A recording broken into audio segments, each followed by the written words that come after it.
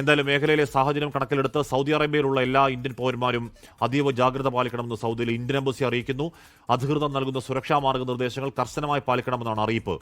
ജലീൽ കണ്ണമംഗലം ചെയ്യുന്നു. ജലീൽ റിയാദിൽ നിന്ന് കേട്ട ഒരു സംഭവം ഒഴിച്ചു നിർത്തിയാൽ സൗദിയിൽ നിന്ന് അങ്ങനെ കൂടുതൽ മിസൈലുകൾ വന്ന വാർത്ത ഇതിനോടകം വന്നിട്ടില്ല. എന്താണ് സൗദിയിലെ സാഹചര്യം? എന്താണ് പൊതുവെ ആ മേഖലയുടെ മുഴുവൻ സാഹചര്യം? ജലീൽ കണ്ണമംഗലം.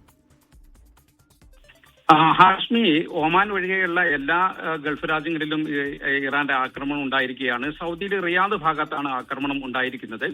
എന്നാൽ സൗദിയിലെ ഔദ്യോഗിക വാർത്താ ഏജൻസി ഇത് സംബന്ധമായ സ്ഥിരീകരണം നൽകിയിട്ടില്ല. എങ്കിലും സൗദിയിലെ അറബ് ഓൺലൈൻ പത്രങ്ങളെല്ലാം വലിയ സ്ഫോടനം കേട്ടതായിട്ട് റിപ്പോർട്ട് ചെയ്യുന്നുണ്ട്. ഏതായാലും മേഖലയിൽ ഇറാന്റെ ആക്രമണത്തെ സൗദി വളരെ ശക്തമായിട്ട് അപലപിച്ചിട്ട് ഉണ്ട്. ആക്രമണങ്ങളെ സൗദി വിദേശകാര്യ മന്ത്രാലയം അപലപിച്ചു.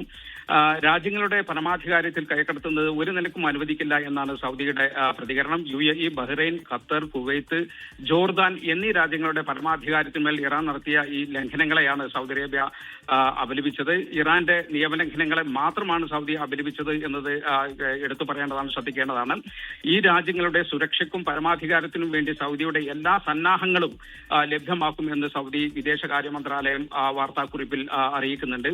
അതോടൊപ്പം തന്നെ സൗദിയിലെ എല്ലാ ഏതാണ്ട് പ്രധാനപ്പെട്ട വിമാന സർവീസുകളെല്ലാം പ്രധാനപ്പെട്ട ഈ സൗദി എയർലൈൻസ്, നാസ് എയർ, ഫ്ലൈ അരിൽ തുടങ്ങിയ പ്രധാനപ്പെട്ട വിമാന കമ്പനികളുടെ സർവീസുകളെല്ലാം റദ്ദാക്കിയിട്ടുണ്ട്. യാത്രക്കാർ എയർലൈൻ കമ്പനികളുമായി ബന്ധപ്പെടണം എന്നുള്ള നിർദ്ദേശവും നൽകിയിട്ടുണ്ട്. അതോടൊപ്പം തന്നെ മേഖലയിലെ നിലവിലുള്ള സാഹചര്യം കണക്കിലെടുത്ത് സൗദി അറേബ്യയിലുള്ള എല്ലാ ഇന്ത്യൻ പൗരന്മാരും അതീവ ജാഗ്രത പാലിക്കണമെന്ന് സൗദിയിലെ ഇന്ത്യൻ എംബസി നിർദ്ദേശം നൽകിയിട്ടുണ്ട്. അധികൃതർ നൽകുന്ന സുരക്ഷാ മാർഗനിർദ്ദേശങ്ങൾ, അതായത് ഇന്ത്യൻ എംബസിയും അതോടൊപ്പം തന്നെ സൗദി വിദേശകാര്യ മന്ത്രാലയവും ആഭ്യന്തര മന്ത്രാലയമൊക്കെ നൽകുന്ന മാർഗനിർദ്ദേശങ്ങൾ കർശനമായിട്ട് പാലിക്കണമെന്നും രാജ്യത്തെ സ്വദേശികളോടും പ്രവാസികളോടുമെല്ലാം ഈ ഇന്ത്യൻ എംബസി നിർദ്ദേശം നൽകിയിട്ടുണ്ട്. അതോടൊപ്പം തന്നെ റിയാദിലെ ഇന്ത്യൻ എംബസിയും ജിദ്ദയിലെ ഇന്ത്യൻ കോൺസുലേറ്റും സാധാരണ നിലയിൽ പ്രവർത്തിക്കുന്നുണ്ട്. അതിൽ പ്രവർത്തനത്തിൽ തടസ്സമൊന്നുമില്ല എന്ന് എംബസി അറിയിച്ചിട്ടുണ്ട്. എന്തെങ്കിലും അടിയന്തര സാഹചര്യം ഉണ്ടായാൽ എംബസിയുമായി ബന്ധപ്പെടാൻ വാട്സാപ്പ് നമ്പരും ടോൾ ഫ്രീ നമ്പരും എല്ലാം എംബസി നൽകുകയും ചെയ്തിട്ടുണ്ട്. നമുക്കറിയാം, സൗദിയിൽ അമേരിക്കയുടെ സ്വന്തം ഉടമസ്ഥയിലുള്ള സൈനിക താവളങ്ങൾ ഇല്ല. സൗദിയുടെ താവളങ്ങളാണ് അമേരിക്ക ഉപയോഗിക്കുന്നത്.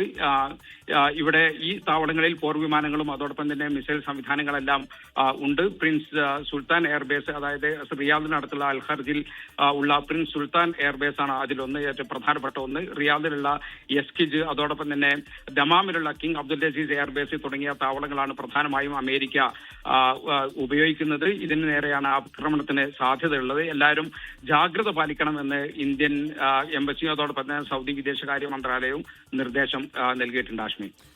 ഓക്കെ, ജലീൽ കണ്ണമംഗലമാണ് സൗദിയിലെ കൂടുതൽ വിവരങ്ങൾ നൽകിയത്. അതായത് ഇപ്പോൾ തിരുവനന്തപുരത്ത് നിന്നുള്ള 5 വിമാനങ്ങൾ കൂടി റദ്ദാക്കിയ വാർത്ത വരുന്നുണ്ട്. തിരുവനന്തപുരം വിമാനത്താവളത്തിൽ യാത്രക്കാർ കുടുങ്ങി. യാത്രക്കാരിൽ വിദേശികളുണ്ട്. കൊച്ചിയിൽ നിന്നും കരിപ്പൂരിൽ നിന്നും തിരുവനന്തപുരത്തുള്ള വിമാനങ്ങൾ ഏറ്റവും ചുരുങ്ങുന്നത് ഒരു 20 വിമാനങ്ങളും ഇതിനോടകം തന്നെ റദ്ദാക്കിയിട്ടുണ്ട്. തിരുവനന്തപുരം എയർപോർട്ടിലെ ദൃശ്യങ്ങളാണ് പ്രേക്ഷകർ കാണുന്നത്.